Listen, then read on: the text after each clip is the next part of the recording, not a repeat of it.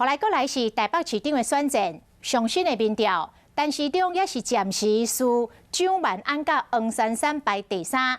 这个选战的策略是不是会做调整？陈时中讲未来伊的笑容会加较多咧。另外，针对台北市关水门的 SOP 标准作业定数，郭文泰又甲陈时中相对决。民进党认为郭文泰互 SOP 来绑票。郭文泰是经体者的人，拢无到美国去留学，无经过现代文明的训练，讲爱相信 SOP， 讲美国都是有 SOP 才会变做世界第一的强国。陈时中是来回讲，这个知识的来源真多，像讲三人行当中，一定都有老师在咧学习。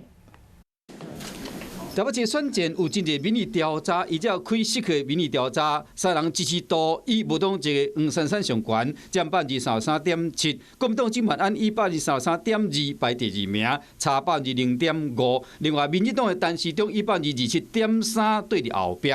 中共甲教育部公司的民意调查，伊的结果是完全无共款。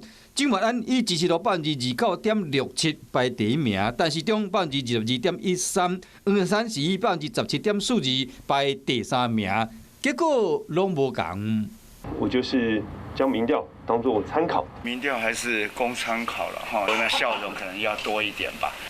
台北市三脚队的选情，明明无参选的市长郭文泰，秘书是第13岁候选人，努力批评第12岁陈时中。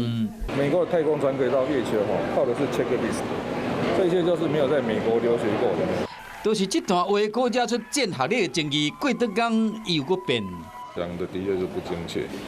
正确讲说没有受过现代的这种管理学训练，但是要受现代学管理学的训练，不一定要去美国嘛，有时候在台湾也是有。知识来源是多方面的，从一个不同的国家、不同的学校都可以学习。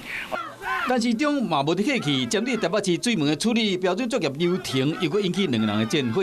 进前郭文泰佫讲要送伊的新册，互陈时中引起民进党批评，讲是错误的教案。给干他的开卷有益。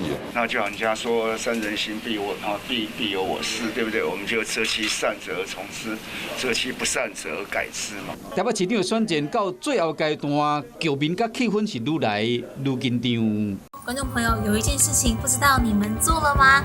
那就是赶快来订阅我们的 CH52华视的频道，而且记得一定要帮我们分享、按赞，还要开启小铃铛。